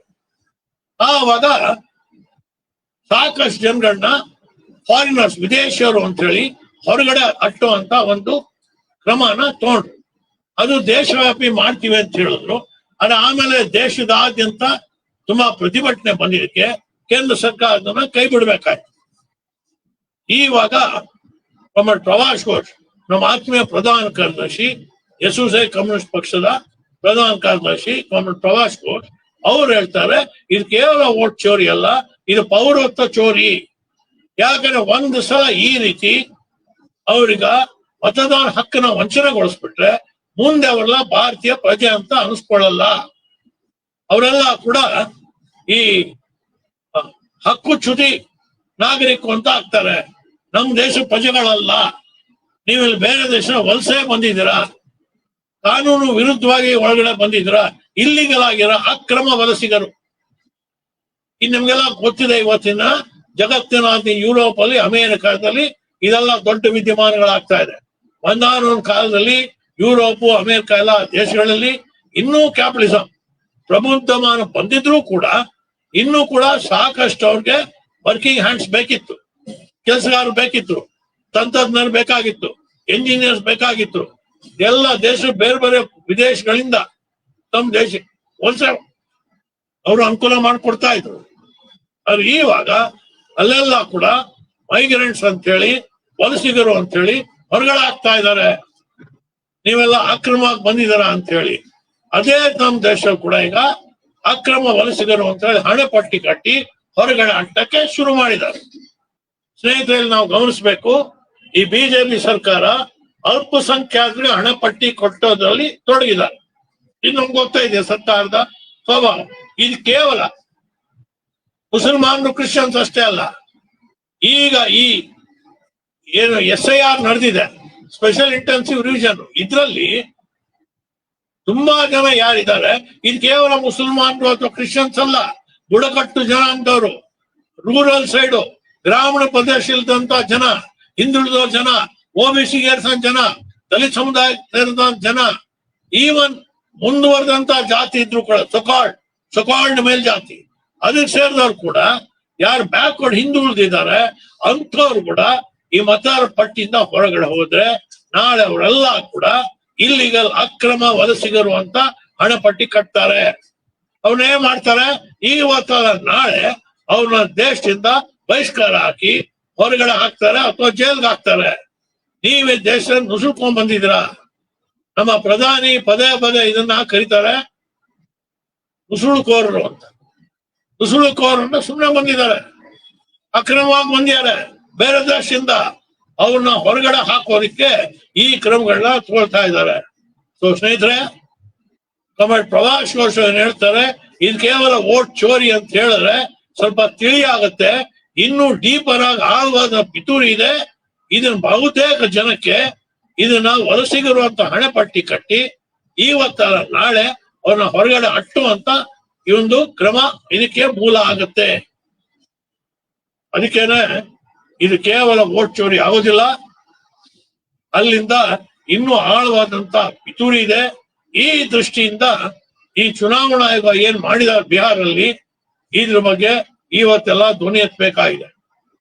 ಸೊ ನಮ್ಮ ಕೇಂದ್ರ ಸಮಿತಿಯ ಪರವಾಗಿ ನಮ್ಮ ಪ್ರಧಾನ ಕಾರ್ಯದರ್ಶಿಗಳು ಈ ಒಂದು ಹೇಳಿಕೆ ಕೊಟ್ಟಿದ್ದಾರೆ, ಜನ ಜಾಗೃತಿ ಮೂಡಿಸೋದಕ್ಕೆ. ಒಟ್ಟಾರೆಯಾಗಿ ಇದು ನಮ್ಗೆ ಗೊತ್ತಾಗಬೇಕಾಗಿದೆ. ಇವತ್ತು ಬಿಹಾರ ಇಲ್ಲಿ ಏನ್ ನಿಲ್ಲಲ್ಲ, ಇದು ಮುಂದೆ ಚುನಾವಣೆ ಬರ್ತಾ ಇದೆ, ಕೇರಳದಲ್ಲಿ ಬರ್ತಾ ಇದೆ, ಆಮೇಲೆ ಪಶ್ಚಿಮ ಬಂಗಾಳ ಬರುತ್ತೆ ಚುನಾವಣೆ, ಬೇರೆ ರಾಜ್ಯಗಳಲ್ಲಿ ಚುನಾವಣೆ ಕಾಯ್ತಾ ಇದೆ, ಬರೋದಿದೆ. ಆ ಎಲ್ಲಾ ಈ ಕರ್ನಾಟಕದಲ್ಲಿ ಕೂಡ ಇದಕ್ಕೆ ಆದೇಶ ಬಂದಿದೆ. ಇಲ್ಲಿ ಕೂಡ ವಿಶೇಷ ತೀವ್ರತರವಾದಂತ ಪರಿಷ್ಕರಣೆ ಮಾಡಬೇಕು ಅಂತ ಹೇಳಿ ಈಗಾಗಲೇ ಅದೆಲ್ಲ ಡ್ಯೂಟಿಗಳನ್ನ ಕೊಟ್ಟಿದ್ದಾರೆ. ಎಲ್ಲ ಟ್ರೈನಿಂಗು ಮಾಡಿ ಪೇಪರ್ ಬರ್ತಾ ಇದೆ. ಇದಕ್ಕೆ ತರಬೇತಿ ಕೂಡ ಶುರು ಆಗಿದೆ. ಎಲ್ಲಾ ಕಡೆ ಕೂಡ SIR ಅಂತ ಅನುಷ್ಠಾನಗೊಳಿಸ್ತಾರೆ. ಎಲ್ಲ ಕೂಡ ಬಹುತೇಕ ಜನಗಳನ್ನ ನೀವು ಮತದಾರ ಅಲ್ಲ ಅಂತ ಹೇಳಿ ಕಿತ್ತು ಬಿಸಾಕ್ತಾರೆ.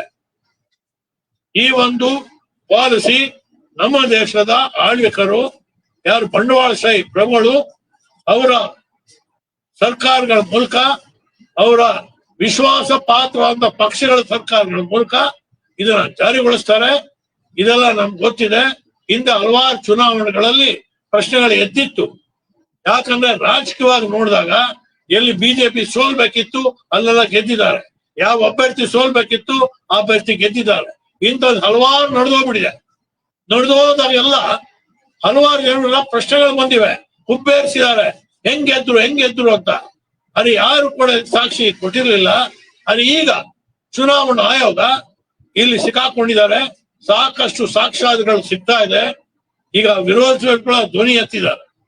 ಅದ್ರ ಸ್ನೇಹಿತರೆ, ನಮ್ಮ ಪಕ್ಷದಿಂದ ಏನ್ ನಾವು ಜನಗಳಿಗೆ ಕೋರ್ಕೊಳ್ತಾ ಇದೀವಿ, ಇದು ವೋಟ್ ಚೋರಿಗೆ ನಿಲ್ಲಿಸ್ಬೇಡಿ. ನಾಳೆ ಪೌರತ್ವ ಚೋರಿ ಆಗತ್ತೆ. ನಾವು ಪೌರತ್ವ ಕಳ್ಕೊಂಡ್ರೆ ಎಲ್ಲರೂ ಕೂಡ ಅಕ್ರಮ ಪ್ರಜೆಗಳಾಗ್ತಾರೆ. ಅಕ್ರಮ ಪ್ರಜೆಗಳು ಅಂದ್ರೆ ಇದೇ ದೇಶದಲ್ಲಿ ಉಳ್ಕೊಂಡ್ರೆ ಅವರೆಲ್ಲ ಬದುಕೋ ಹಕ್ಕನ್ನು ಕಳ್ಕೊಳ್ತಾರೆ. ಯಾವ ಹಕ್ಕುಗಳು ಇರಲ್ಲ. ಅವ್ರನ್ನ ಏನ್ ಮಾಡಿದ್ರು ನಡೆಯುತ್ತೆ. ಹಕ್ಕುಗಳನ್ನ ಕಳ್ಕೊಂಡ್ಬಿಟ್ರೆ ನಾವು ದೇಶದ ಪ್ರಜೆಗಳೇ ಅಲ್ಲ. ಪ್ರಜೆಗಳಿಗಿರುವಂತ ಸಂವಿಧಾನಬದ್ಧವಾದ ಹಕ್ಕು ಒಂದೂ ಇರೋದಿಲ್ಲ. ಕೇವಲ ಮತದಾರರ ಹಕ್ಕಲ್ಲ, ಬದುಕೋ ಹಕ್ಕೇ ನಿರಾಕರಣೆ ಆಗುತ್ತೆ. ಶಿಕ್ಷಣ ಹಕ್ಕು ನಿರಾಕರಣೆ ಆಗುತ್ತೆ. ಉದ್ಯೋಗ ಹಕ್ಕು ನಿರಾಕರಣೆ ಆಗುತ್ತೆ.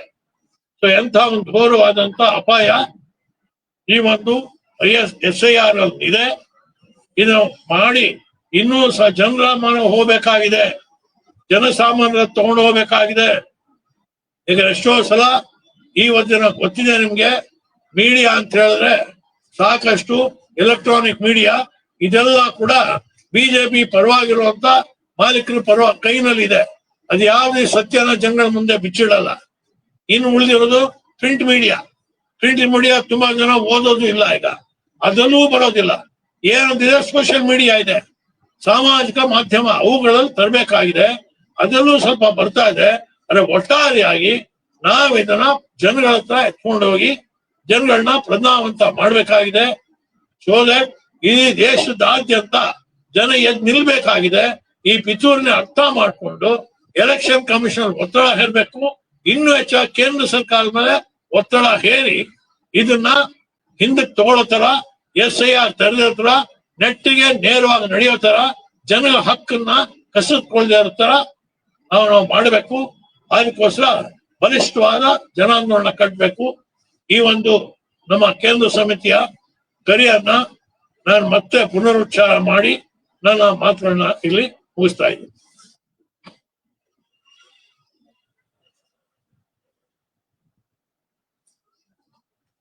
ಸ್ನೇಹಿತರೆ, ನೀವು ಬಿಹಾರದಲ್ಲಿ ನಡೀತಾ ಇರತಕ್ಕಂತ SIR ಸುತ್ತುವರೆದಂಗೆ ಏನೇನು ಪ್ರಶ್ನೆಗಳ ಬಗ್ಗೆ ನಾವು ಆಲೋಚನೆ ಮಾಡಬೇಕು ಅನ್ನೋದ್ರ ಬಗ್ಗೆ ಕಮಲ್ ರಾಧಾಕೃಷ್ಣರವರು ಇಲ್ಲಿ ತನಕ ಮಾತಾಡಿದ್ರು. ಇದು ಬರೀ ಬಿಹಾರಿನ ಪ್ರಶ್ನೆ ಅಲ್ಲ, ಇದು ಇಡೀ ದೇಶದಾದ್ಯಂತ ಪ್ರತಿಯೊಬ್ಬ ನಾಗರಿಕನು ಆಲೋಚನೆ ಮಾಡಬೇಕಾದ ಪ್ರಶ್ನೆ. ಬಿಕಾಸ್ ಇದ್ರ ಬಗ್ಗೆ ತಲೆ ಮೇಲೆ ತೂಗಾಡ್ತಿರ್ತಕ್ಕಂಥ ಖಡ್ಗ ಯಾವತ್ ಬೇಕಾದ್ರೂ ಬೀಳ್ಬೋದು ಅನ್ನೋ ಮಾತನ್ನ ಅವ್ರು ಹೇಳಿದ್ದಾರೆ. ಇದು ಬರೀ ಒಂದು ಪರಿಷ್ಕರಣೆ, ಮತಪಟ್ಟಿಯ ಪರಿಷ್ಕರಣೆ ಅಷ್ಟೇ ಅಲ್ಲ, ಮುಂದೆ ಇದೇ ಅಧಿಕೃತ ಪಟ್ಟಿ ಆದ್ರೆ, ಮತಪಟ್ಟಿ ಏನ್ ಬರ್ತದೆ ಇವಾಗ, ಇದು ಬೇಕಾಬಿಟ್ಟಿಯಾಗಿ ಮಾಡ್ತಾ ಇರ್ತಕ್ಕಂಥದ್ದು ಅಥವಾ ಯಾವುದೇ ಒಂದು ಉದ್ದೇಶ ಪೂರ್ವಕವಾಗಿ ಯಾರೋ ಅಧಿಕಾರದಲ್ಲಿ ಇರ್ತಕ್ಕಂಥವ್ರಿಗೆ ಸಹಾಯ ಆಗೋ ತರ ಉದ್ದೇಶ ಪೂರ್ವಕವಾಗಿ ಮಾಡ್ತಾ ಇರ್ತಕ್ಕಂಥ ಮತಪಟ್ಟಿ ನಾಳೆ ಅಧಿಕೃತವಾದ್ರೆ ಅದೇ ಪೌರತ್ವದ ದಾಖಲೆ ಕೂಡ ಆಗ್ಬೋದು.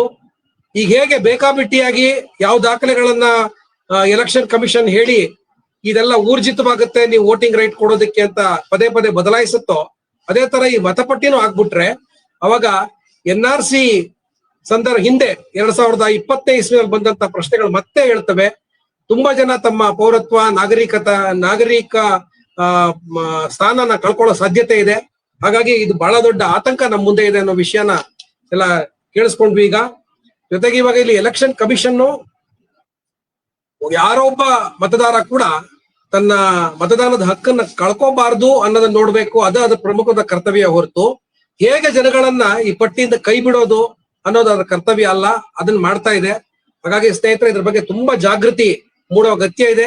ಸೊ ಯಾರ್ಯಾರು ಜನಗಳ ಮಧ್ಯೆ ಹೋಗಿ ಚರ್ಚೆ ಮಾಡಕ್ ಸಾಧ್ಯವೋ ಇದನ್ನ ಮಾಡ್ಬೇಕು ಅನ್ನೋದು ಕಮಲ್ ರಾಧಾಕೃಷ್ಣ ಅವರು ಹೇಳಿದ್ದಾರೆ. ಈ ಜಾಗೃತಿ ತರಬೇಕು ನಾವು.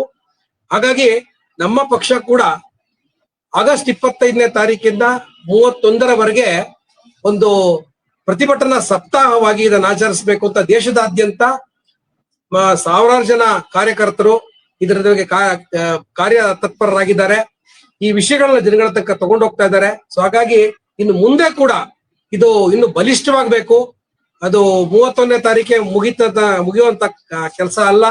ಸೊ ಹಾಗಾಗಿ ಇನ್ನೂ ಜನಗಳ ಮಧ್ಯೆ ಜಾಗೃತಿ ಮೂಡಿಸುವಂತ ಕೆಲಸ, ತಮ್ಮ ಮತದಾನದ ಹಕ್ಕನ್ನ ಕಾಪಾಡ್ಕೊಳ್ಳೋ ಜೊತೆಗೆ ಈ ದೇಶದಲ್ಲಿ ಪೌರತ್ವನೂ ಕಾಪಾಡ್ಕೊಳ್ತಕ್ಕಂತ ಒಂದು ಹೋರಾಟಕ್ಕೆ ಜನ ಸಜ್ಜಾಗಬೇಕು ಅನ್ನೋ ಕರೆಯನ್ನು ಕಮಲ್ ರಾಧಾಕೃಷ್ಣ ಅವರು ಕೊಟ್ಟಿದ್ದಾರೆ.